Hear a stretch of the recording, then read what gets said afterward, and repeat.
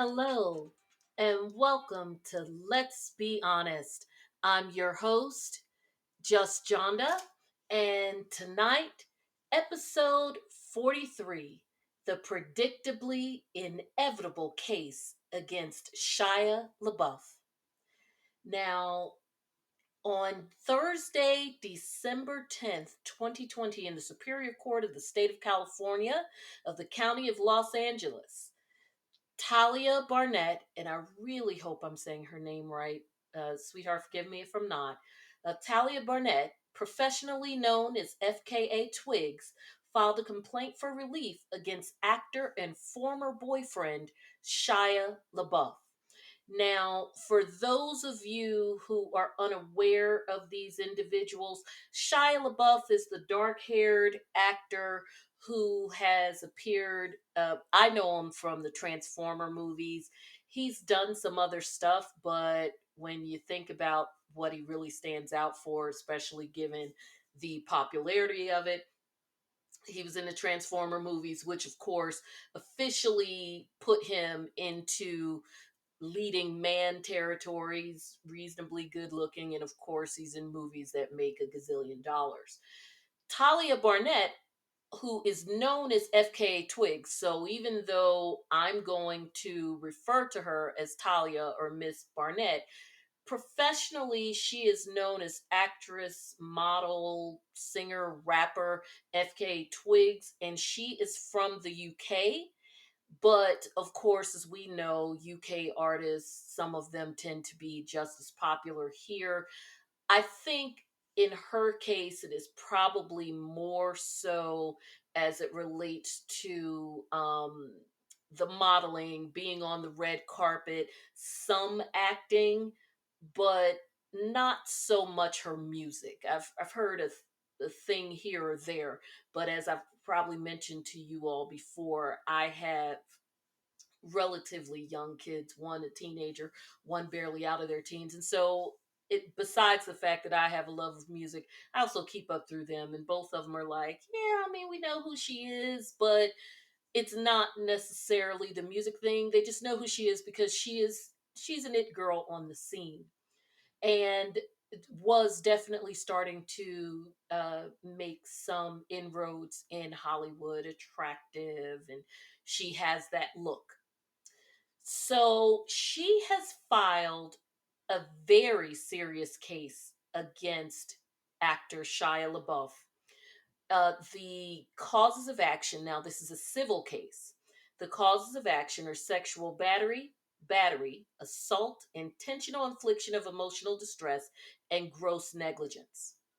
So this is one of those celebrity situations. You know, I love celebrity mess, but this is ones that I really sink my teeth into because, as you all know, I'm an attorney. So I get to put on my attorney hat, talk to you about celebrity mess, and hopefully you listen to this and you'll leave knowing a little bit more than when you came in. So we're going to take this entire episode is going to be a deep dive into this case. So I'm going to discuss the following just so you know where we're going with this. I'm going to talk about the allegations in the complaint. I have been able to pull the complaint, 16 pages long. I'm not going to read it word for word, but as it just because I want you to really really get the seriousness of what is alleged. And of course, sometimes, especially when things are this serious and you start summarizing, it just messes things up. So there are portions of this that I am going to read verbatim, and then there are portions I'm going to summarize for you because, of course, we don't want to be boring here. We have fun, but we also talk about some serious stuff sometimes as well. So, as I said, we're going to discuss the allegations in the complaint, which are going to come from the complaint itself. We're going to talk about the standard of proof required and who has to meet it. Now, that you're going to get from me in my experience in these matters. And finally, we're going to talk about why, in my opinion, I think that this was the proper place for her to bring this cause of action, considering that the parties involved are in the entertainment industry and just what that means when allegations are made, especially if those allegations are potentially proven. And I know that there are going to be individuals, especially those who like Shia LaBeouf, or even those who just feel like, oh, this may be some kind of money grab or anything like that. You always hear that when people bring civil cases, because the first thing that some people will say, well, if she really wanted justice, why not go through the criminal court? So that I'm going to get into that. That's going to be the last part, because I know that that is usually the part that no matter what the circumstances are, it tends to leave a lasting impact in terms of people's discussions about the case. So I hope that in walking through this with me and getting a little chunk of why I think that this is the best venue, both in my opinion as a woman, a person who had seen abuse colloquially just among people in my life, my family, etc., as well as in as someone who is well versed in the industry and public relations and branding, and then most importantly as an attorney in terms of what really tends to happen when things go through the criminal justice system, especially when you're dealing with someone who has a certain level of popularity and money, and add to that the fact that he is a white male in America. So, with that's going to be the last part of what we're going to get into, but I think an important part because that tends to drive a lot of conversations. So let's get into the complaint. As I said, the cause of action that she is specifically, and that's what we call it, the causes of action that are being specifically alleged here, that for which she's seeking relief, and relief can come in multiple forms, and we'll get into that, are sexual battery, assault, and intentional infliction of emotional distress. I'm sorry, mix my words there, and gross negligence. And the first part of the complaint sort of gives a big general, and this is pretty much the way that we write them. It gives a general synopsis, and hopefully, if you have specific facts, you can allege them as well, and or specific allegations. I'm sorry, you can allege those as well, and then we will get into how they specifically relate to the cause of action, which when I walk you through this, hopefully, because I'm going to explain it as I go, it will all make sense to you. And then we'll circle back to those issues that I was talking about in terms of how these it needs to be proven, and ultimately that other piece we talked about as well. So some of this, as I said, I'm going to read verbatim. So, we talked about the fact that this woman, Tahliah Barnett, is professionally known as FKA Twigs, and she is, it's said to be internationally successful singer, songwriter, and actor. And remember, this is her representation that is writing this.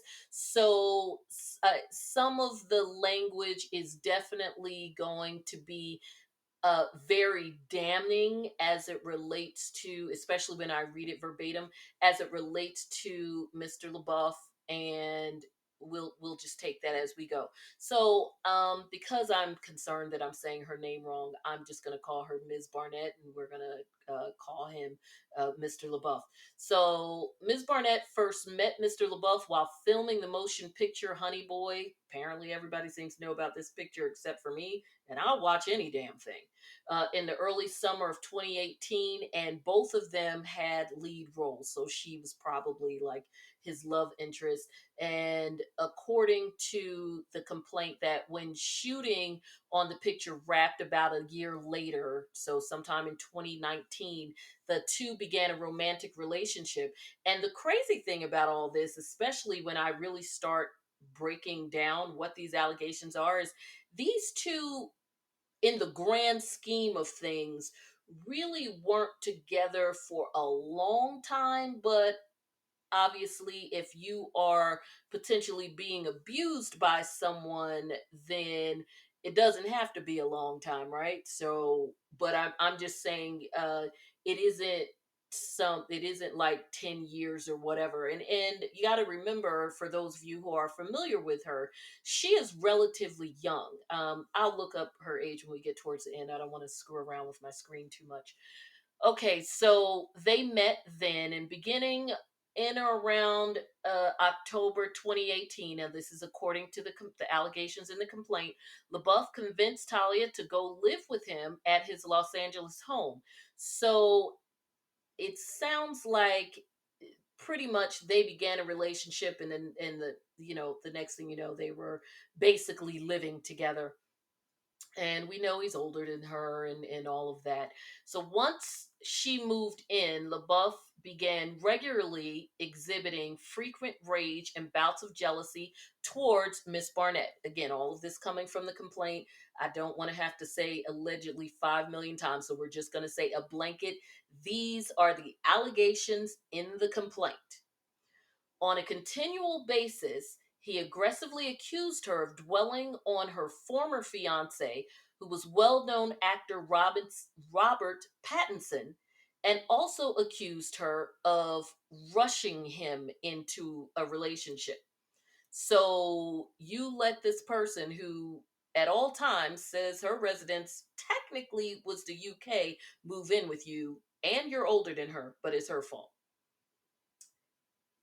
This is how this next paragraph, actually I should have read this first. This is kind of how this starts. So this attorney, I gotta say, should probably not only, he's not only an attorney, maybe he should be a screenwriter too, because or write romance novels, because he really he I will definitely say it got me interested from the jump. So I'm going to read this to you verbatim, and I don't mean to giggle because the situation is not funny, but it's just interesting the way that this attorney wrote it. And again, this is West Coast Hollywood. I cannot imagine one attorney I know here on the East Coast who would start put this as the starting paragraph in their case. Quote, Shia LaBeouf hurts women, he uses them, he abuses them, both physically and mentally. Side note, I would say all of this in an opening or closing argument in trial in court. I just wouldn't write it down. He is dangerous. For too long, LaBeouf has sought to excuse his reprehensible actions as the eccentricities of a free thinking artist. Even though his history of violent behavior was well documented, many in the media have treated LaBeouf as a harmless figure of fun, which has helped enable him to perpetuate his cycle of abuse of women over the years. There's nothing funny about the exploitation of and battering of women. This action has been brought not for personal gain, but to set the record straight and to help ensure that no more women must undergo the abuse that Shia LaBeouf has inflicted on his prior romantic partners. The days in which LaBeouf can mistreat and harm women with impunity are over. See what I mean about that paragraph? It's it's powerful, but it's again something that I would definitely say in court in front of a jury to really sell it, to really drive it home. I just don't think that is something that I, or pretty much anybody I know, would put in their complaint that is pretty much just going to be read by the court and of course opposing counsel. So this goes on. Her attorneys alleged that pretty much he employed what they call a charm offensive on her, which is a tactic that she now knows he used on other women. He convinced her to move in with him, the same person who claims you forced me into relationship. He was engaging in grooming and gradually gaining her trust and confidence with the intent of abusing her. And if any of you know anything, another aside, if any of you know anything about the cycle of abuse, battered women syndrome, and any of these cases where you hear about this process, or even people that you may know in your own life, what is being described here is literally a textbook case. I mean, this is in the everything that I just read and will continue to read in this next couple of paragraphs is literally like I said, it's textbook. If someone wanted to look up how do I set about putting together a scenario where a woman or man, because we know there are female abusers as well, will trust me, will believe in me, will follow through on everything that needs to happen in order for me to abuse them, to isolate them, and to make them believe that they can never leave me. Just that whole cycle, literally everything that I read to you in the last two, in those two sentences, would be section 1 and section 2 of your textbook. On with the allegations. What followed was a living nightmare for Ms. Barnett. Over a course of months, Lebeouf engaged in a continuous stream of verbal and mental abuse towards Barnett, belittling her and berating her after the slightest perceived insult. On one occasion, and this was around Valentine's Day of 2019, he is accused of forcibly slamming her against her car or against his car and strangling her after she tried to get away from one of his tirades. In fact, allegedly, in fact, he even admitted to another woman whom he was cheating on her with at the time that he dragged her out of the car by her collar. And we're gonna talk a little bit more about that Valentine's 2019 incident, because there were several elements of that. There were several elements to that incident.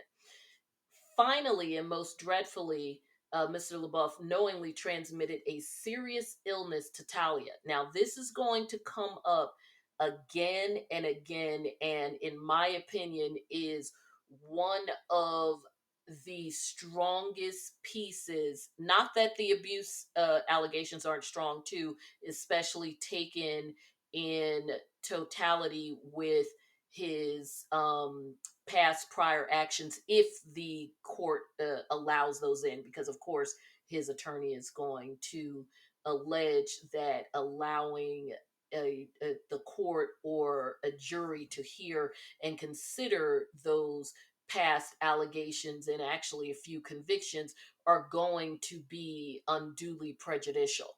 And you're going to hear about those in a moment and understand why they are going to make that objection, as they should. But we'll talk about what the fallout from that would be if the judge overrules that objection versus if the judge sustains that objection and doesn't allow that information in. So anyway, back to the complaint. The serious illness, which I probably don't even have to tell you, was a sexually transmitted disease. And it appears that, given the nature, and we could probably, I'm not going to just say what I think it is, because the complaint doesn't say it. But if you know anything about sexually transmitted diseases, then you could probably figure out what this one is, especially given some of the facts that we're going to get into in terms of alleged flare ups and having it over time. Because ding, ding, ding, that means it's something that stays with you as opposed to being curable. So keep that in mind. It is going to come up again, but definitely keep that in mind when we get towards the latter part of this complaint and start talking about um, the actual the actual causes of action like assault and intentional infliction and all of that. So allegedly, she as in Barnett, has since learned that LaBeouf has infected other unsuspecting women with his disease. Simply put, LaBeouf's reckless disregard for the health and safety of his partners makes him a danger to women everywhere. So again, you're picking up the fact that this isn't something that you just take a shot or some antibiotics for and get rid of. So we know there are a few things that fall into that category, and certainly one big one that comes to mind when you talk about flare ups. So, together with Carolyn Foe, another alleged survivor of LaBeouf's abuse, Barnett sought to avoid this action. So, this is definitely important for those naysayers that say why civil court versus criminal court. Allegedly, she and Foe, who is a former girlfriend, uh, reached out to them and asked him to voluntarily seek mental health and substance abuse treatment, donate some money to a domestic violence shelter, just show on some level that he gave a shit about what he did to them, and what he could potentially do to others. And according to the complaint, his attorney not only was like, get the hell out of our face with this, he's not under no illegal obligation to do anything you ask him to do, which he is not. And it's not like at that point or this point they are together, so it's like not only is he not legally obligated, but why am I going to do some crap I don't even want to do for somebody I'm not even with? So allegedly, LaBeouf's attorney cruelly dismissed the sexually transmitted disease issue and called it basically said it's not that bad. Again, who knows, but it's pretty sad. So we're gonna move on. According to Barnett, LaBeouf suffered recurring periods of delusions where he armed himself with firearms on the belief that gang members were going to break down his door at any minute. And I do vaguely recall hearing something about him and some gang members, like maybe he had posted something on social media, like there was a whole thing with him. That much I do vaguely recall. And that he went so far as to sleep with the guns. Tahliah would be trapped in their shared bed for hours at a time without the ability to even get up to go to the bathroom for fear that she would be shot by him should he wake suddenly when she's moving around, which is pretty scary. Allegedly, he even made the boast to her that in order to get into character for his role in The Tax Collector, which is a movie I guess he was recently working on, he would drive around neighborhoods in Los Angeles and shoot stray dogs. He claimed that he killed these dogs because he wanted to know what it felt like to take a life so that he could get into the mindset of a killer, like his role in the movie. So I'm going to have you sit with that just for a second while we take a quick break. And after the break, we're going to get deeper into some of these allegations, particularly the Valentine's holiday allegations.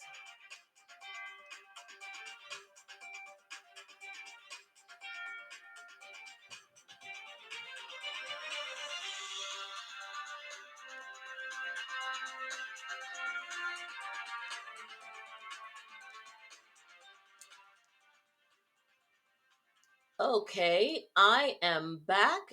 And if you are just joining in, this is Just Johnda.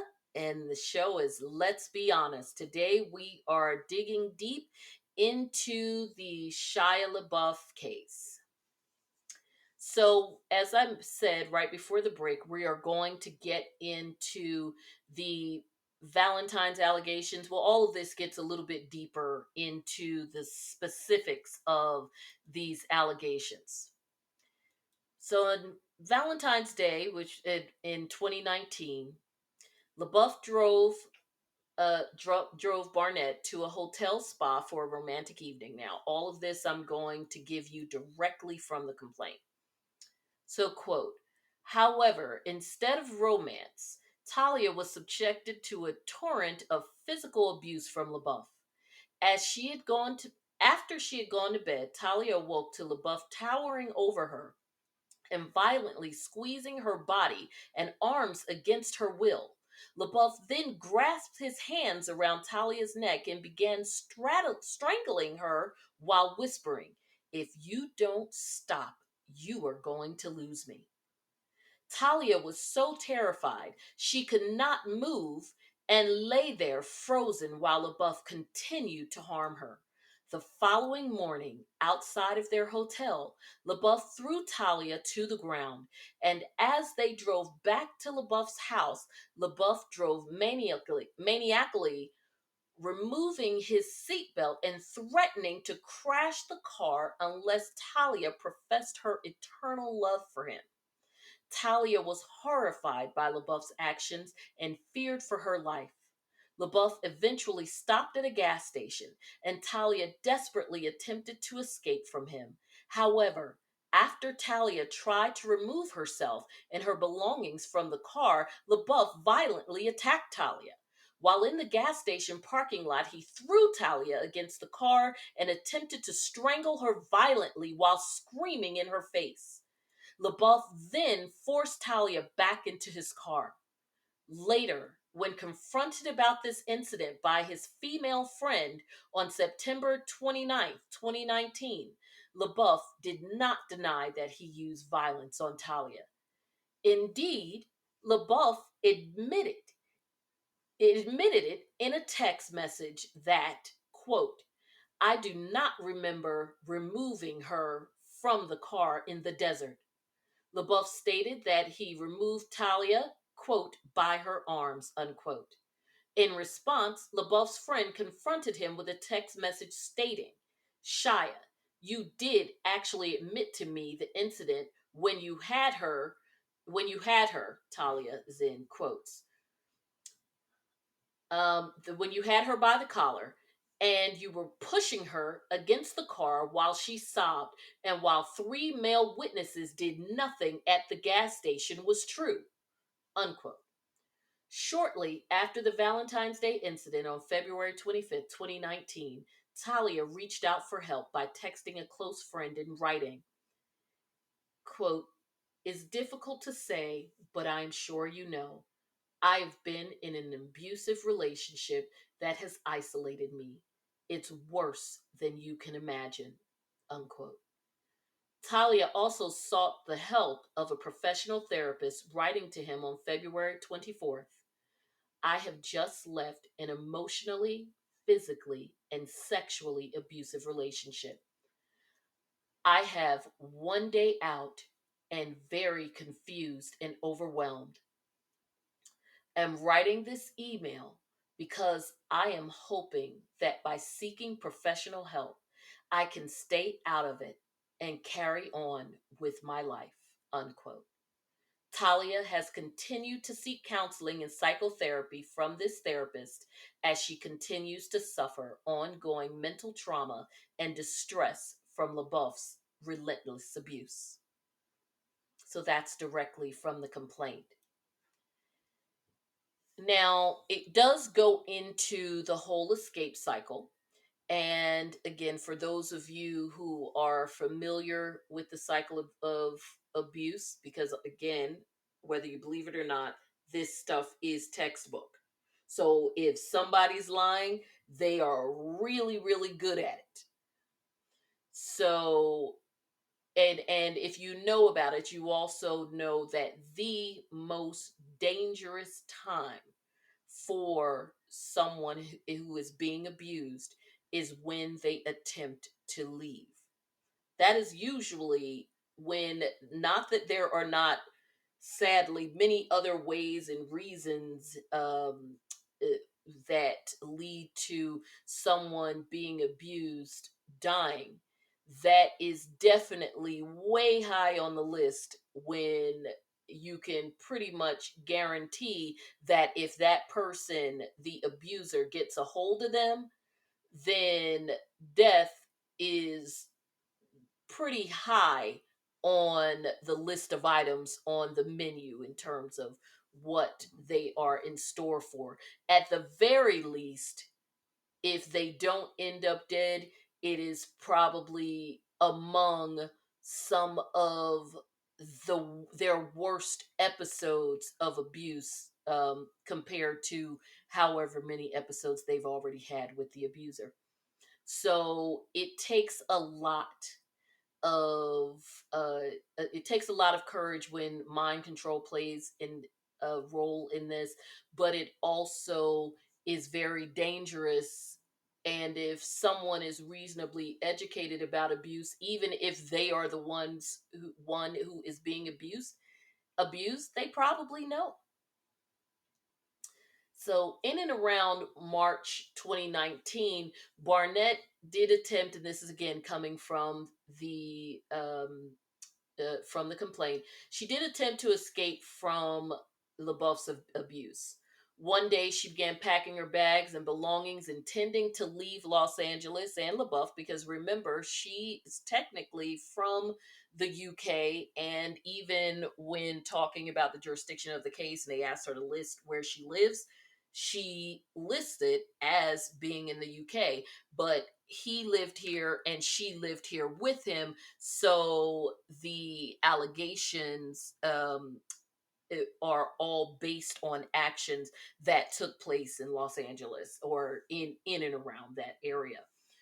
So, at any rate, she was packing her belongings, and Lebeouf showed up unannounced to a home she was renting and staying at that time. And apparently, this entire incident was witnessed by Tahliah's housekeeper at that apartment, who was helping her.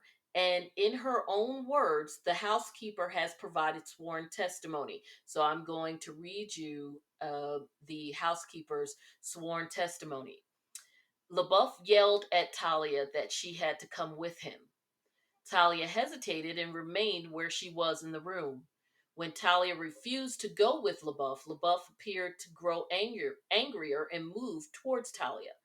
Lebeouf then violently grabbed Tahliah and lifted her off the ground. Tahliah's housekeeper further relates that after Lebeouf had lifted Tahliah into the air, he forcibly carried her into a separate room. I then heard the door to this room locked from the inside. I tried the door and confirmed that it was locked. Lebeouf continued to scream at Tahliah. He yelled so loudly that I could hear him from outside the room. I waited outside the room while this occurred. Lebeouf kept yelling at Tahliah for a considerable amount of time. Eventually, I observed Lebeouf open the door and exit the room where he had been keeping Tahliah where he had been keeping Tahliah. As he left the room, Lebeouf first appeared to notice me watching him. He stared at me but did not say anything. Finally, Tahliah's housekeeper has testified that I quickly went to Tahliah's side to see how she was doing. I observed that Tahliah was in a very traumatized state. She appeared to have been crying and her voice was very weak. I asked Tahliah if Lebeouf had taken her into that room and kept her there against her will. Tahliah confirmed that Lebeouf had indeed done so. Unfortunately, according to the housekeeper, Lebeouf soon returned, dashing Tahliah's plans to escape from him. Still, that was not the only time she attempted to leave. And of course, ultimately, their relationship broke up.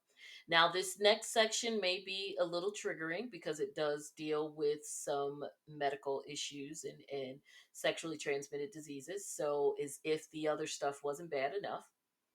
So, right around that same time, because remember, these two were not this the crazy thing with all of this and so much of this occurring it just and the largesse of this is that these two were not together for years and years. All of this that we're talking about took place within the span of barely over a year.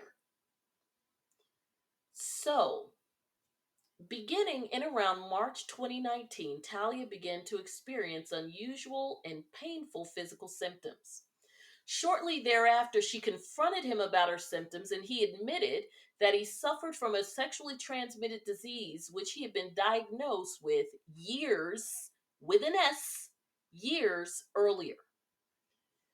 He allegedly admitted that he never told her about the condition before, even though they had been sexually intimate for months. And remember, these two are living together, so the assumption is that there was probably some trust, at least, that she may have placed in him, and then who knows what his level of insistence may have been as it relates to birth control or the types of birth control. And let's face it, especially if I'm talking to some women out there, we know how men can be about condoms. And once you are locked down in a so-called committed relationship, among other things, that's one of the first ones they want to get rid of. They want to get rid of any exes you have and any trace of them. And yeah, hopefully, if you'll permit it, condoms. So, according to this, and I think that this was probably a typo on the part of the attorney because otherwise the timeline wouldn't make sense. So, I am going to fix it based on what I think it is. Because says further, Lebeouf admitted that he had experienced a flare up of his disease's symptoms in December 2019. I'm going to take license and say that he probably meant December 2018 because we know that December 2019 comes after March 2019. So a conversation in March about a disease wouldn't have made sense if I'm telling you I had a flare up in December 2019. So obviously he meant December 2018. But at any rate, allegedly he worked to hide his outward symptoms from Talia by applying makeup. Probably would not have been anything out of the ordinary. Maybe for some of us, yes. But again, you have to remember the business that they are in. They are in show business. He is someone who is a working actor, and apparently they had just come off of a movie and then he was working on another one. And not to mention the fact that these individuals are photographed all the time, whether they want to be or not. So the idea that even though he's a man, that he would be wearing makeup and being conscious of potentially being photographed with blemishes or zits or anything else wouldn't be unusual and would not, in my opinion, it would not be something that would stand out to the mate of a man in show business, because again, they're young, they're attractive, they're out and about, they're photographed all the time, and he's definitely photographed fairly regularly because in addition to all of the other hokey pokey he gets wrapped up in, ever so often he fancies himself a bit political too. So he definitely is one of those who gets photographed more than most, probably a little more deliberately than he would like to admit. But anyway, so that's what he told her. He hid it by makeup again, nothing given their business that she would have questioned.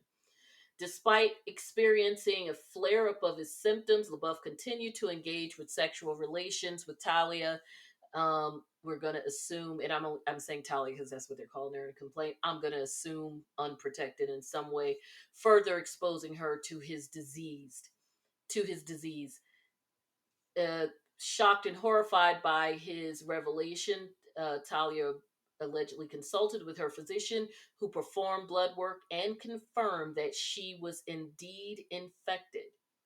She also later learned that she was not the first person that he allegedly transmitted this disease to, and that there was another woman that he had been in a relationship with who contracted it from him, and he also had engaged in similar attempts to hide his condition from her while engaging in sexual relations with her. And I'm going to assume, at least for the purposes of this suit, and if it's not her, then I apologize. But I'm going to assume, for the purposes of this suit, that it must be Ms. Foe, because Ms. Foe actually participates in this suit. Although, if it is Ms. Foe, then he has had this for more than a couple of years, because as we're about to find out with Carolyn Foe, they dated between 2010 and 2011, and this revelation with Ms. Barnett was in 2019. So maybe there's someone else and they're just not named in the suit. But if it is Miss Foe, then this dude has been walking around with this for a long time, and God only knows how many people were mixed up in his nasty spunk soup between 2011 and 2018 when he got with Barnett. At any rate, um, she further alleges that his treatment of her allowed him to convince her that he was a victim, that he genuinely loved her and wanted to repair their relationship. Nothing new. If you've heard about these types of relationships, again, just go back to the textbook, another chapter. For the next few months, she engaged in multiple therapy sessions with him in an attempt to salvage their relationship. However, his unpredictable and violent behavior did not change, and eventually, after she refused his endless stream of calls and text messages, he unceremoniously ended their relationship with her via text message, and she later learned he was cheating with another woman anyway. Now, I would say for her, the fact that they did therapy sessions at the very least would be good evidence for her in terms of um, it going towards the idea that they had a troubled relationship. Now, again, there's no way that any attorney uh, who isn't committing complete and total malpractice would allow him to agree to waiving his medical privilege to allow those therapy sessions, the session notes to come in, because they're both on there. However, that being said, sometimes when you are in couples therapy, and hopefully, at least from in her case, from an evidentiary standpoint, if she did some separate sessions with the counselor, which we know sometimes occurs when a couple is doing couples therapy. You have therapy together as well as separate sessions with the therapist to allow the therapist to explore individual issues that may contribute to um, that just may contribute to what you bring to any relationship you are in. What is your imprint? How and why are you imprinted that way? So if that is the case, that could still work for her because although the session notes for their joint sessions may not come in, the session notes for her own sessions could come in, and those session notes would at least say that during the course of my conversations with her, and of course redacting anything specifically as it relates to him, but during my sessions with her, we discuss blah blah blah blah blah blah blah, and some of that blah blah blah has to do with things that she was saying about their relationship at the time, not a story that people will say she's making up now, but contemporaneous with the events. My patient came in and told me that last night XYZ happened. It's not about whether or not it's true. It is about her session notes or recordings, even better, especially if they're recordings. Her session notes or recordings of her sessions with Barnett reflect Barnett's conversations about this. And if they're recordings, you would also get her some sense of how she was telling the story, what her inflections were. Was she crying? The bottom line is, did she sound credible? Did she even sound credible when she was telling these alleged incidents to her therapist? And again, it's not about whether or not those statements she's making is true per se. It really goes to whether or not she's, well, some of it goes to whether or not it's true, because it's actually her present sense impressions of what was going on, you know relatively contemporaneous with the event, especially if she just happened to have a therapy session the next day or a couple of hours after a berating session with LaBeouf. So those were, it's not exactly present sense impressions, but it's still pretty close as it relates to, again, the credibility of this person telling these stories then and now, those stories not changing, and you actually hearing for yourself, did she have terror in her voice? When it relates to her emotional distress, did she sound effed up? Did she sound just as effed up as she sounds now? Well, she may have been worse then if it was, fairly contemporaneous with the event. So, really interesting. I definitely add that to your items to put a pin in for this. So now we get to Carolyn Foe. Now, Carolyn Foe, as I mentioned, dated him from 2010 to 2011, and their relationship was very public.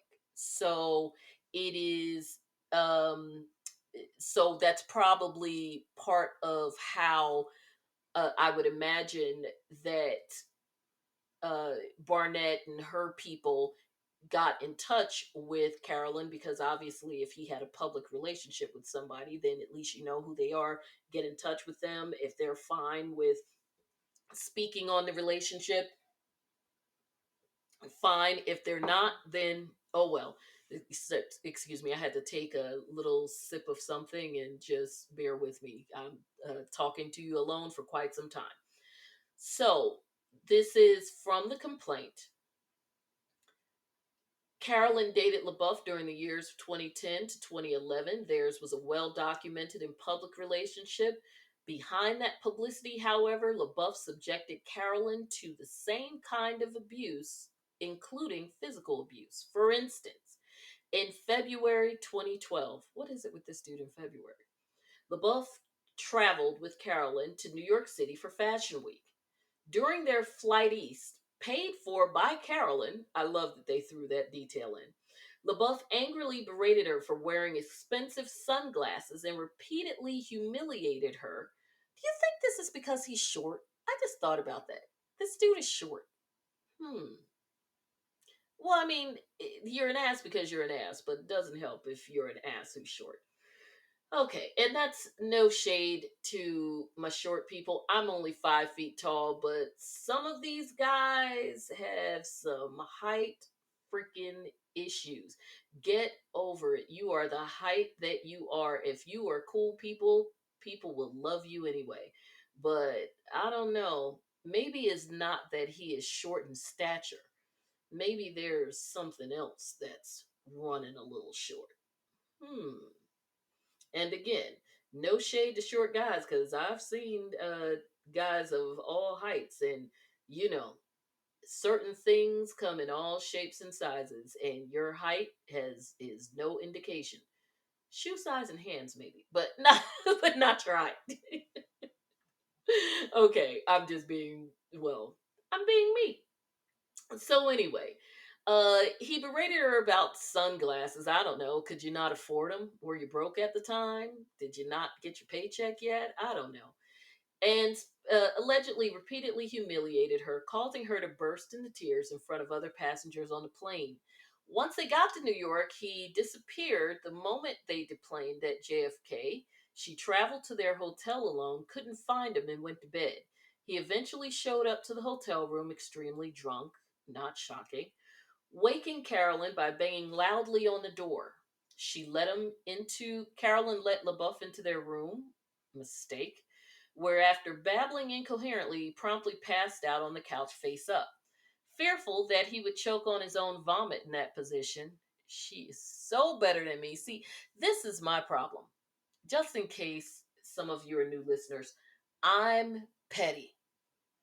If you treat me like shit and then you're in danger of choking on your own vomit, eh, guess we'll just have to hope for the best. It's not like I killed you or anything.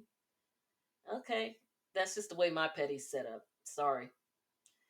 Carolyn helped carry him into a shower. Again, I am just not built like Carolyn, for sure. You all be like Carolyn. Don't be like me. Because, if Carolyn's the gold standard, then I'm mud. Where she sat him upright and turned on the water, LaBeouf continued to sit in this position, mumbling to himself. Believing LaBeouf was no longer in danger, she returned to bed. Later that night, she awoke to LaBeouf on top of her, drunk, naked, wet, and screaming. He held her down by the arms, causing intense pain and leaving multiple bruises. Then headbutted her violently, causing her to bleed on the hotel bed. Now, that's where my petty kicks back in because I'm taking pictures of my head and the hotel bed. Likewise, following a party at the Chateau Marmont in early 2011, there's always some bullshit going on at Chateau Marmont. Sex, murders, bullshit, Shia Lebeouf. Carolyn kept LaBeouf from driving home because of how drunk he was. They hailed a taxi. On the ride home to Sherman Oaks, LaBeouf repeatedly berated and verbally assaulted Carolyn in front of the driver and repeatedly whispered to Carolyn, "You know I'm going to kill you. Carolyn girl, you in danger." Over the years, now they get into his history. I think that this was a fantastic section for them to include in the complaint, especially if there's the possibility that they may not get it in court. I think that a well written motion in limine, which is a motion that the other side would file. In this case, it would be the other side to try to keep this from coming up, not to mention objections left and right on prior past bad acts. I think that his attorney would be committing malpractice if he didn't at least try not to keep this out, but I also think it would be a reach, and a judge would be asking for an appeals court to give him or her a real side eye if all of this, maybe not everything gets let in, but I would be hard pressed to believe that all of this would be be kicked. Now, is it prejudicial? Admittedly so. However, if I'm representing her, that's my whole point. Of course, I want it. I want it to be prejudicial.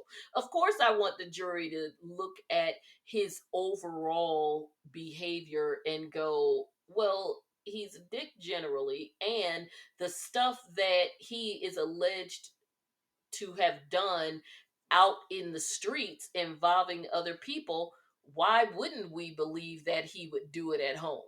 Like, so we're supposed to believe that you carry on like a lunatic and it only happens when you're outside. That seems a little far reaching. But again, great arguments for the fact that this would be prejudicial because, hell, I know how the game is played and I read it and go, well, duh.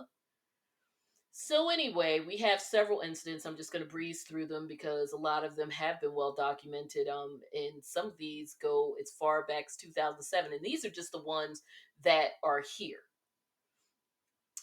He was arrested and jailed for an altercation with his next door neighbor in Van Nuys. That was in 2007. Doesn't say whether or not he was convicted, so maybe he wasn't, because if the dude was convicted, I would have that in my complaint. In 2008, he narrowly avoided seriously injuring others when his drunk driving caused him to hit another vehicle, resulting in his arrest.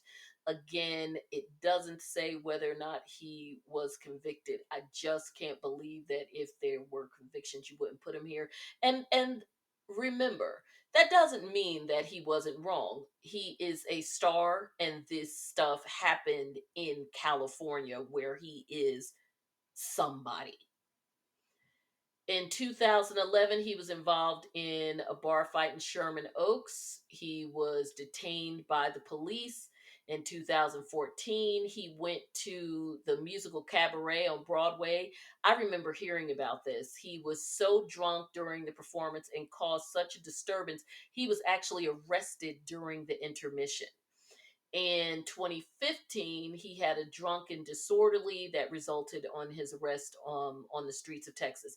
And we already know what's going to be said here, right? Well, he has a drinking problem, and that's why he acts like that. And that's why he does the things that he does at home and all of that to the women. Screw that. You don't get a pass on bad behavior, especially when it results in hurting other people and the behavior is consistent and systematic in terms of how you do it and the amount of time you spend, the different people you put in your web, like they're younger than you, that kind of stuff, just because you have a drinking problem. In 2015, and again, I recall this one because it was widely reported because it was caught on video.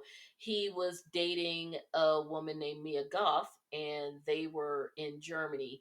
And again, he went off on her really bad, and it was caught on video by somebody walking by, and he told her, I don't want to touch you, I don't want to be aggressive, this is the kind of shit that makes a person abusive.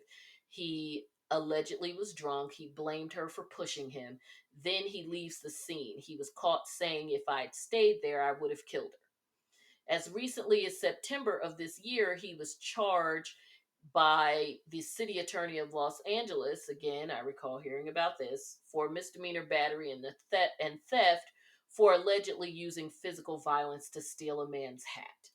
So there's just a lot of weird stuff. There's a whole section here. I won't belabor the point, but the bottom line is she had a personal assistant for a while. This personal assistant turned out to be on some bullshit. There is proof that the personal assistant basically stole her identity at one point. She was basically using her identity to get certain perks for herself, unauthorized charges, paying for club memberships and things for herself, and just all kinds of stuff. But of course, before she knew the woman was doing that as her personal assistant, she trusted her, and of course, they had a non disclosure, which we know. I tell people all the time, NDAs are only as good as your willingness to admit or not admit what the person tells about you. Because if I have an NDA and you tell some stuff about me, then yeah, I can sue you. But in suing you, there's an element of all of that where I am essentially admitting that what you were saying is a violation of the NDA because it's true. This XYZ did happen. And that's why you're violating the NDA, because you're telling people about some shit that happened. Well, if you don't want anybody to know that you do whatever these things are that the person is claiming that you do, or whatever habits you have, then the person, whether the person signed an NDA or not, they kind of have you over a barrel. Yes, they may owe you whatever the payout is, and whatever cost and fees are involved, and court fees and stuff, but the embarrassment that you were trying to avoid and all of that, eh, eh, if you're a big enough star and that person gets a big enough payout and are smart enough to negotiate a deal with whoever they rat you out to that would cover whatever the money is that the NDA calls for, like, let's say you are a big enough star and the stuff is juicy enough that they get a $2 million book deal and the NDA says if they break it they got to pay you $1 million, then fuck it. I get a $2 million book deal, pay you $1 million, and I still got my book and $1 million. So, you know, next. So now we're going to get into the next thing we're going to do is get into the actual. Oh, I'm sorry. Before we do that, the reason why I brought up the assistancy, I went down the excuse me, stop me. I went down the rabbit hole as it relates to the NDA. The reason why I talked about the assistant is that there is also an allegation that of course the assistant got fired. Of course the assistant is bitter, and the assistant was allegedly enlisted by LaBeouf to basically put out there things about her that would be potentially embarrassing because you were her personal assistant, and and also that some the pictures, because allegedly the assistant is was with her immediately following the February 2019 Valentine's incident, and took pictures for her, and that the assistant would be willing to say that those pictures she took were totally staged. And of course, since the assistant is the odd person out and has been accused of theft and all of that stuff, then she doesn't give a shit. She has an axe to grind. So that's the piece about the assistant, and I think that that is probably part of that is of them mentioning that in the suit is again to make sure that if the other side attempts to use her as it relates to their defense, that they are already proactive in making the court aware that if this woman comes in the mix, she had not only does she hasn't have an axe to grind, but she was actually a part of the torture that and just basically a part of everything that we are alleging that LaBeouf did to our client, that she, while not and I don't mean a part of it in terms of an active participant when he was doing it, but in just the overall schemes, that among the many things he did, one of them was also to even potentially engage with someone who would go so far as to uh, perhaps blackmail a former employer, etc. So good job on their part. Better to be proactive than swimming upstream if this woman comes in and starts saying this is a lie and that's a lie. So the last part before we get into the specific causes of action, and I'll explain that, is her attorney makes it clear that she has nothing to gain professionally from this action. And she absolutely doesn't. She is, when you are in the business that they are in, especially given that she is young. She's not a big star, certainly not in the US. She's making allegations against someone that people like and excuse, have obviously excused his bullshit for years because he continues to work. Um she This definitely has the potential to hurt her in different ways, but to definitely hurt her career, just like it could hurt his career in a different way. But this could literally be a silent, unspoken, of course, blackball for her. We don't need to even be bothered with this potentially unstable British chick with, ambiguously racial looks that is, for all intents and purposes, a low budget Zendaya without the style.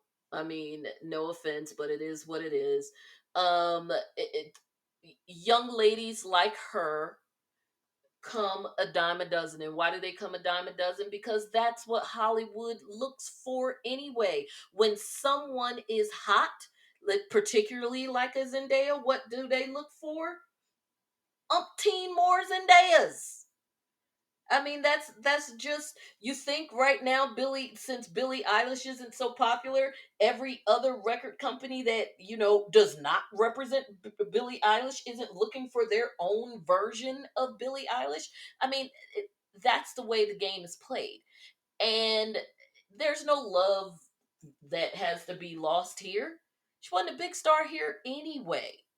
Certainly not a big star doing what she, um at least from my understanding, when she first came out, wants to be known for doing, which is music. Now, because she has the look and all of that, she has been able to do other things.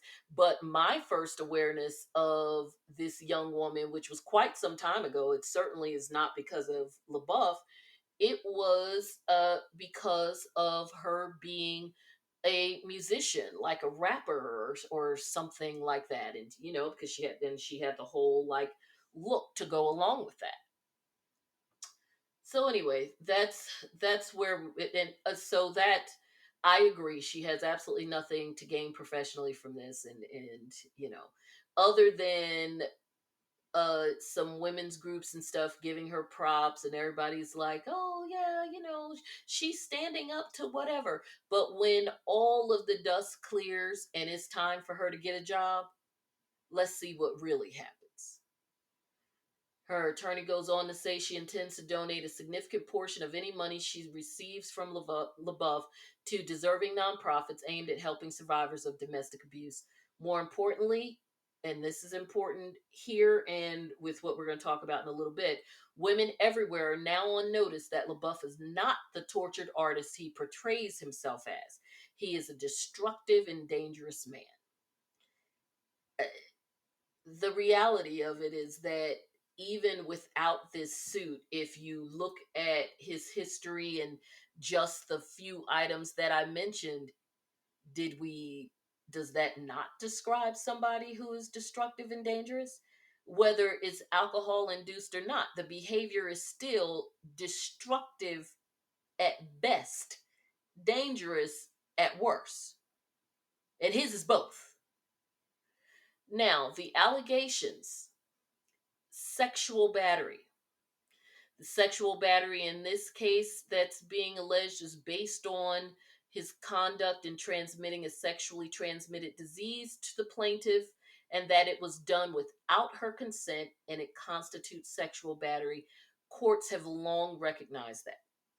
Absolutely. So if they are able to prove that not only did she have the disease, that she got it from him, that he had it, especially if they are able to subpoena his medical records and show that he had it and had it before her, and or years before they were together. And sometimes it does, even if he did have it, of course, there's like, well, I don't know who else she's sleeping with. She still could have got it from somebody else. And it just so happens that we both have it, but that doesn't mean I gave it to her. I get that. And that is definitely, I mean, when all else fails, like, and I was representing him, hell, I would say that too. But there are, a lot of this is also going to depend on what he does or doesn't admit, because again, there were some conversations about this issue. And not to mention, once again, this question about him engaging in the same type of behavior with someone else. But of course, that goes to their willingness to come in. At any rate, we'll see in the long run whether or not they prove it. But as a cause of action, great cause of action in terms of it being a viable one. When his attorneys come in and try to, which they will, do a motion for summary judgment to get this whole thing shut down before it goes any further, that to me is definitely a very viable cause of action that should go to a trier of fact. Because if she has a sexually transmitted disease, because she's admitting that she has it, then there's no reason not to take that to a trier of fact. Battery, I think that goes right along with the sexual battery. I think that's just a catch-all. You also have, because it says she didn't consent to harmful contact with her person, and so you not only have the disease issue, but you have the allegations of the physical acts against her. And these things didn't happen 50, 11 years ago. It is 2020. These things allegedly happened in 2018, 2019. So even if they just allege the things that happened in 2019, I can't think of a jurisdiction anywhere where an assault wouldn't still be within the statute of limitations, even in the jurisdiction with the lowest level of these types of things. It would still be at least 2 years. And I'm not even talking about on the criminal side, even on the civil side, at least 2 years for most civil cases. And so they are good with that. And of course, if they were on the criminal side, at least 2 years, and depending on the seriousness of the assault, possibly even 5. Intentional infliction of emotional distress. The conduct that is alleged was at all times extreme and outrageous, carried out with an intention to cause her emotional distress, and that's important because he'll say, of course I didn't mean to cause her emotional problems. And that's why that and or is really important, with reckless disregard of the probability of causing emotional distress to the plaintiff. Would a reasonable person looking at these actions uh, realize that they or know or have reason to know, and these are the standards the court looks at, would they know or have reason to know that these types of actions, yelling, berating a person, hitting them, all of these things could lead to emotional distress? And so when you talk about recklessness and that reckless disregard, that is a great catch-all when a person says, well, you can't prove that I intended to actually distress her. Okay, well, then you engaged in behavior that a reasonable person would know or should know could cause that. And so that and of course her saying as that she has suffered those things, she'll have the psychological records and all of those things, not to mention her own words as she's describing it. And of course, a great catch-all for everything gross negligence, at all times relevant. He had a duty to act with ordinary care. He breached his duties to plaintiffs by failing to exercise ordinary care and due diligence with his acts towards the plaintiff. Lebeouf's conduct constituted a want of even scant care, an extreme departure from the ordinary standard of conduct. And of course, the court is going to talk about what is an ordinary standard of conduct. Well, there'll be like all kinds of legalese, but I think ultimately we know that if the court accepts that he participated in the types of behavior involved, whether we're talking about the assaultive behavior or even the transmitting of the sexual disease. Again, taken that the court, whether by judge or by jury, agrees that these things more likely than not did happen, then I think gross negligence is fine. I don't think that I think that if the court finds under all the other stuff, they won't bother with gross negligence because that's pretty much a catch-all that you just kind of throw in there. I think that their causes of action related to the battery, the sexual battery, um intentional infliction of emotional distress is fine, but again, it's the lawyering. You put in your catch-all, and of course asking for damages, compensatory, exemplary, or punitive, which is like the punishment, the cost of the suit, and any other relief the court deems proper, and a trial by jury, which again I would ask for as well because this is, it's ugly. All right, so we've gone over the allegations in the complaint, and the last two things that we're going to do is the standard of proof, who has what is it and who has to meet it, and finally, why I think that this is a proper place for her to bring this suit. So we are going to get into that right after this.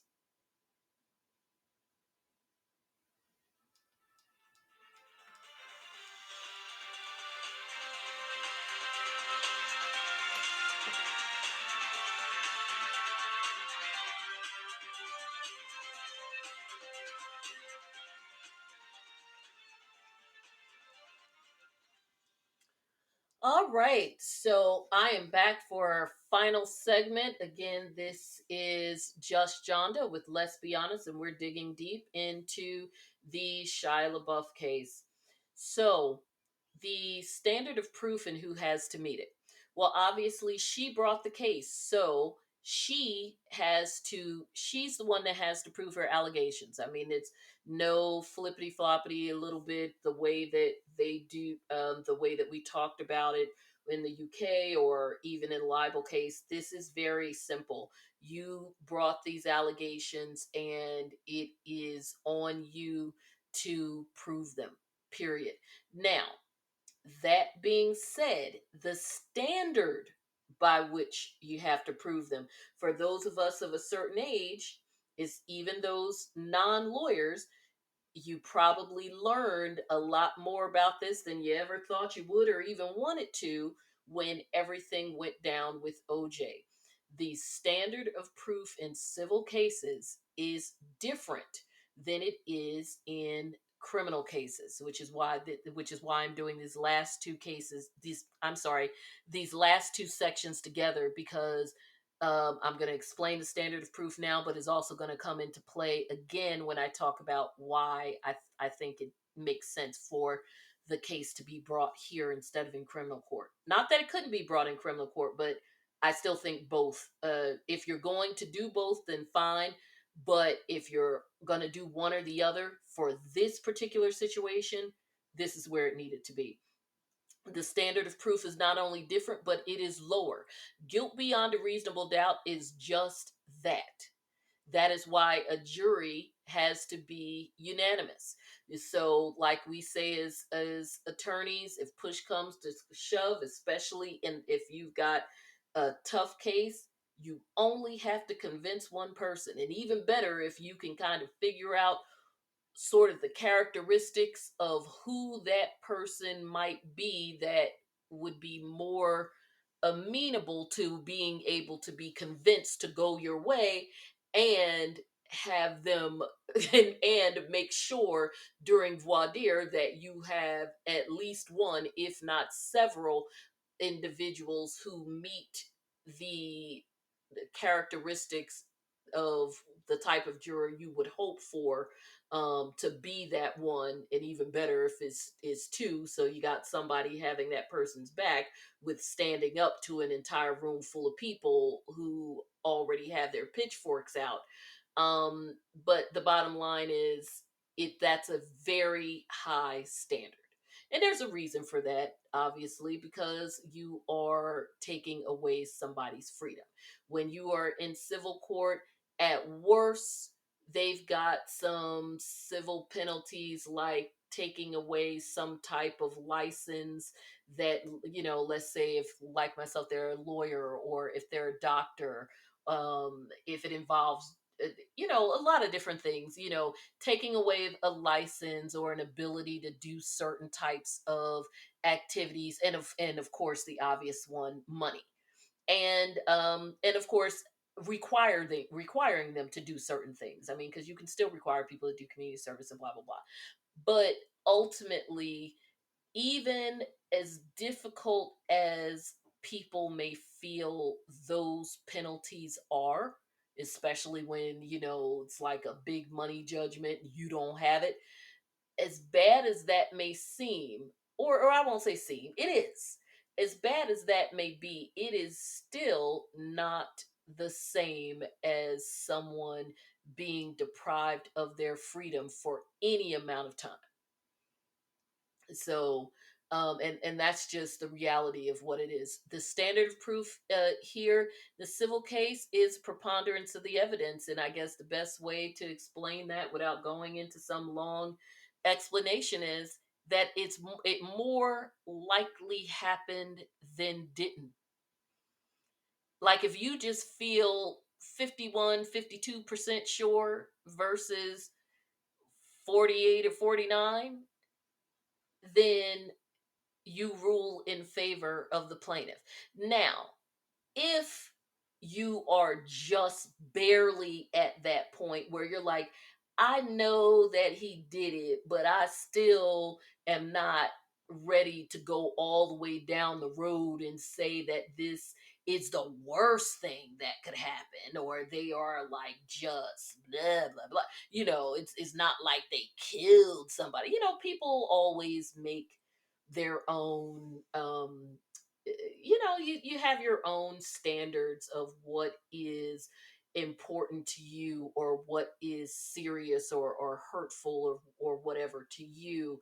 And these are regular human beings like you or I, because it is you and I, who sit on juries. If you, depending on where you live, if you are a licensed, if you have a driver's license and or you are registered to vote, and I think there might be one other thing that not every jurisdiction's, it's not a universal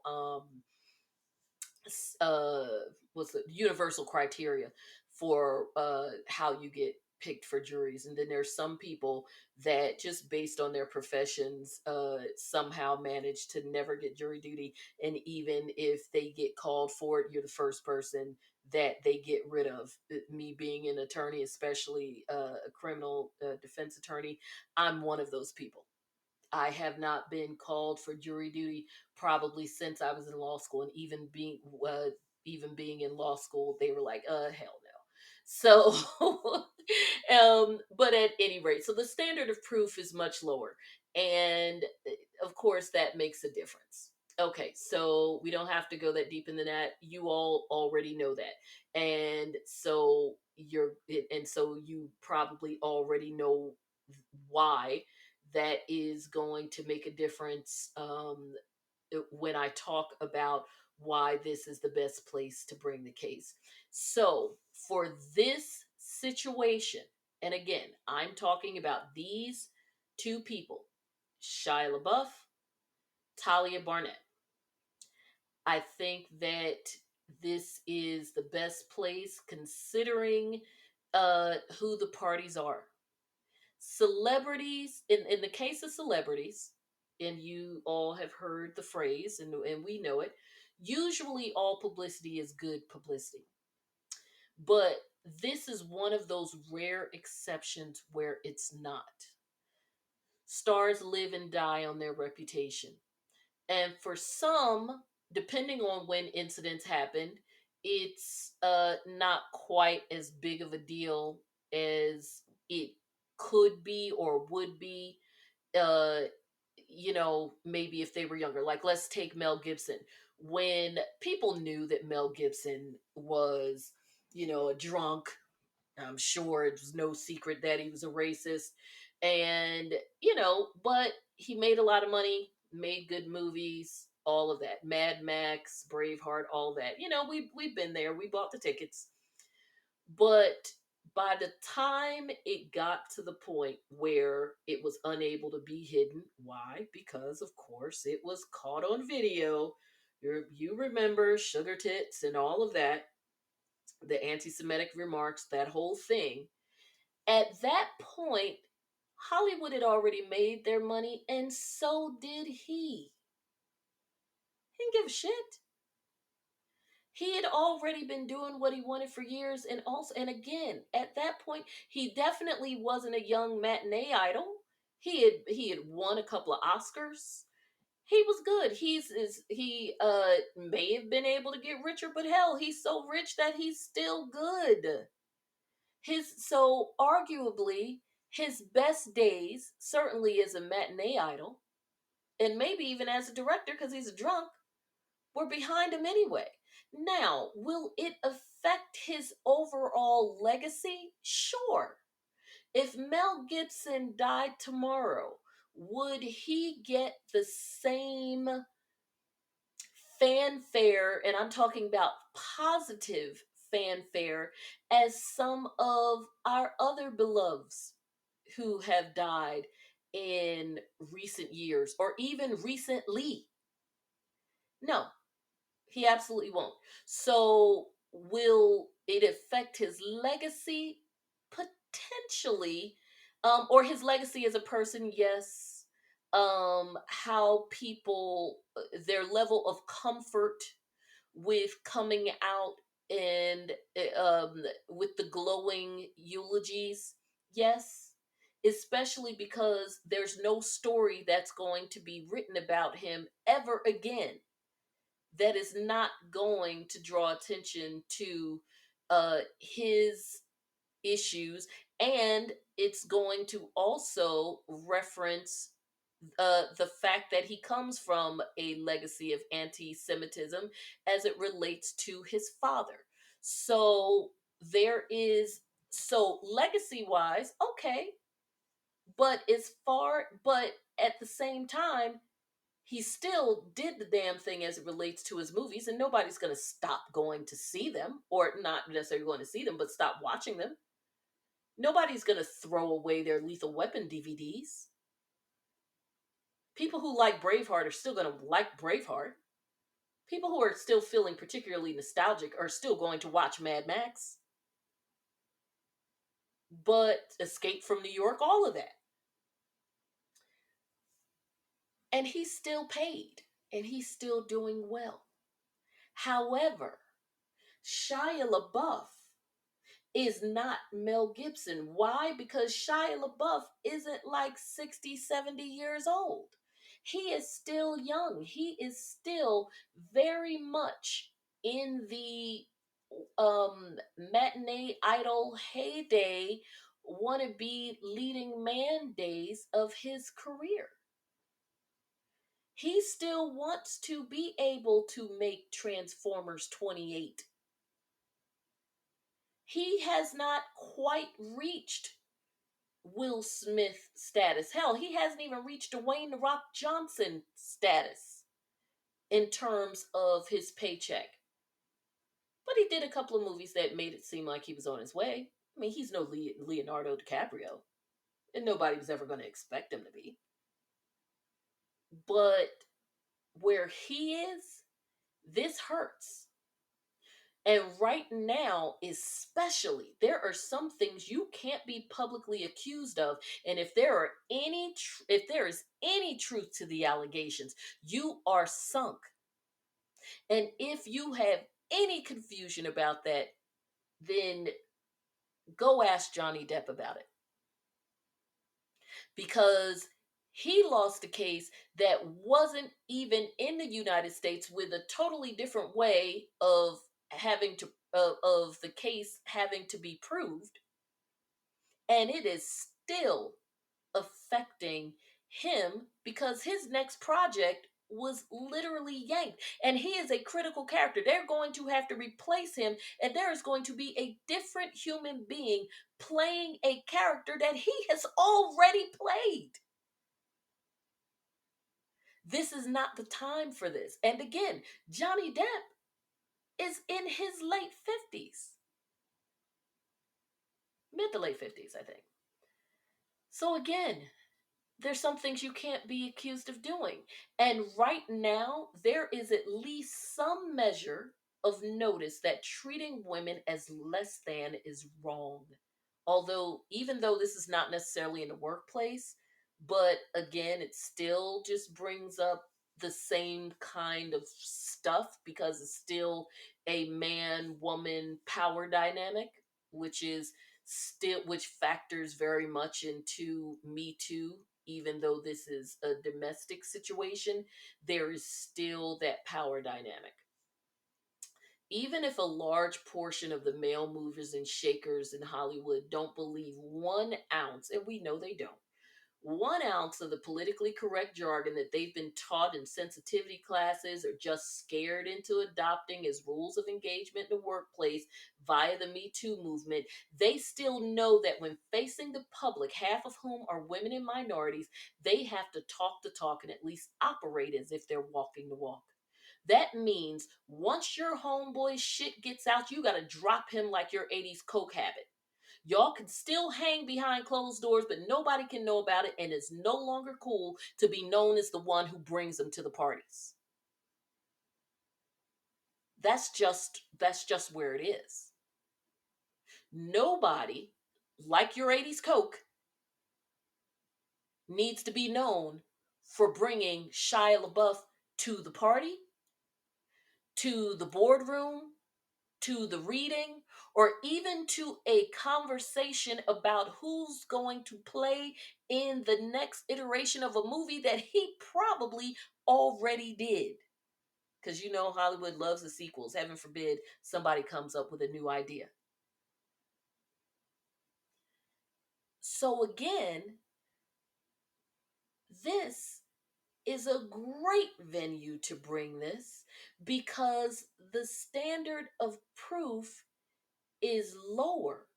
So when you have allegations that were not reported at the time, where you're just going to have to rely on the credibility of the victim and potential witnesses, some proof that the other side will say is fake and doctored, like photos that weren't released or authenticated contemporaneously with the event, or even patterns of behavior, like if the court overrules the inevitable objections.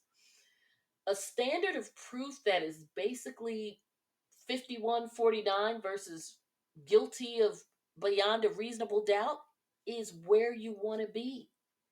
It may not get him jail time, but given what's important to this person by virtue of the fact that they are a celebrity, loss of money in the bank, their reputation and future earnings, and just the cachet that came along with being this person is worse than a couple of months or even a couple of years in jail.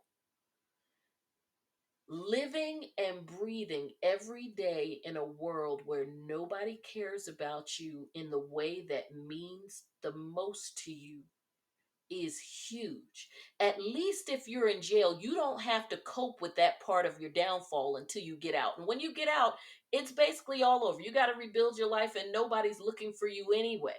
But not going to jail means that you are going to live your descent and becoming OJ Simpson live and in living color.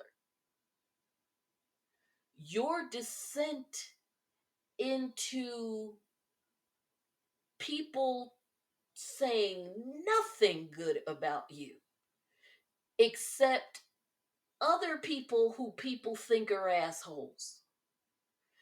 That people who behind closed doors are telling you that they support you, but they're never going to actually say that in front of anybody. People who are saying that's fucked up what happened to you, man, but they're not going to say it to the people that count. That is huge. That's the type of crap that literally drives people insane. Far worse than going to jail, especially if you are a celebrity. And not one of those celebrities who's famous just for being famous, but you're a working celebrity in terms of actually needing other people to engage with you, i.e., hire you, in order to sustain your fame. You're not a Kardashian. You're just some random average dude who got hit with the lucky stick. You're not Brad Pitt handsome, not Leo handsome.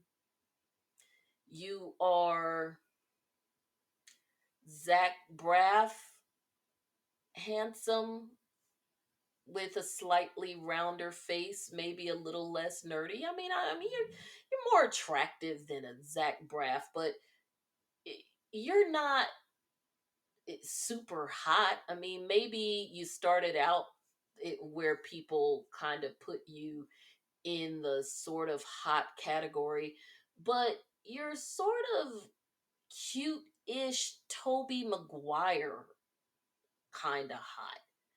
I mean, you're not even Zach from Saved by the Bell attractive. Damn sure ain't Slater. I mean, hell, Mario Lopez is fine any day, always. But you're not Screech either. So you basically got hit with the lucky stick because there's nothing like really extraordinary about you as an actor. Like somebody like Leo, we saw how extraordinary he was by the time he was in his mid-teens. Basketball Diaries, What's Eating Gilbert Grape, extraordinary. Was that Leo? I think it was Leo, but definitely Basketball Diaries was him. Um, it was understood from day one that he was going to be a winner. And I'm talking about in the Hollywood game. Same thing with gosh, why is his name? Robert Downey Jr. I mean, even from the early days, it was understood, which is probably why Hollywood was so forgiving after he more or less squandered what should have been some stellar years after Chaplin because of his demons in terms of alcohol and drug abuse.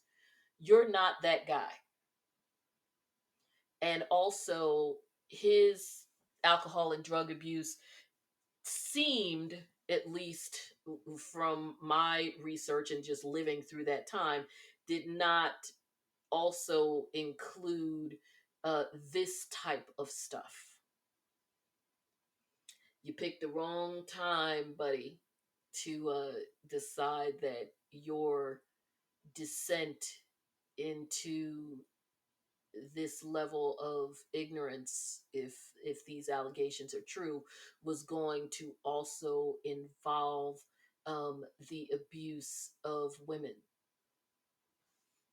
Just hell, bad timing. I don't know. Maybe in the Roman Polanski days. I don't know. Um, hell, you may have even have gotten away with it in the 90s, but but right about now, it's not working for you, bro.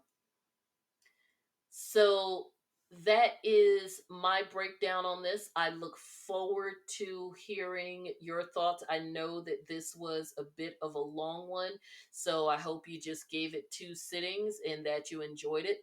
I am going to post it as one episode, and then I'm also going to break it into two as well, just a part one and part two. So, just to help those who may not want to listen to it all in one sitting, because I know it's a lot, but it's a really interesting case with a lot of nuance as well. And I just hope you enjoyed me taking you through it in our let's be honest kind of way, and getting some actual expertise along the way, as opposed to all of those other folks out there who are going to be talking about it. And I'm sure it'll be interesting, but still not bringing it to you the Just Johnda way, which is giving you the real and some real facts. So, thank you very much for hanging with me and listening to the show. And those of you, the new subscribers, thank you so much. And those who contributed to us with the thousand, now well over 1,000 downloads on Podbean, and then including our other networks. Thank you so much. And as always, you can listen to me wherever you listen to your podcast. Please continue to engage with me on Twitter and Instagram, which you can do at Let's Be Honest JJ, and that is LETSBEHONESTJJ for Just Johnda on Twitter and Instagram. When I post, you can post there, or you can DM me, tell me what you think, what you want to talk about. If you have Apple, make sure you go to iTunes and give the show 5 stars. If you're hanging with me, I hope that means you like it. And of course, you'll see the link for the Fashion and Drama Diaries, where we get into lots of stuff every day. They are not getting any of what I just gave you on this case. I am literally just posting the link there, and if they want to know, they've got to listen, because it's a lot to dissect. Other than that, as always, if you're thinking about it and want to talk about it, you know that I am probably thinking about it and want to talk about it with you. This has been a special edition, which is why we are using the news music.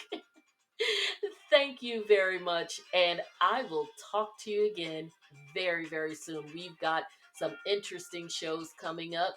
Keep listening out. I will be doing the weekly wrap up of The Real Housewives of Salt Lake City. I believe it's season 1, episode 5. And starting on Sunday, December 13th, you will also get live shows of my reactions. And, me live is going to be a hot mess. My live shows to my reaction of the Real Housewives of Potomac reunions. I did not recap the show. I didn't think it was really necessary. I only do the reunions for that one. So that should be a lot of fun. You either catch me live, or you'll hear the replay when I post it. Have a great one. Good night.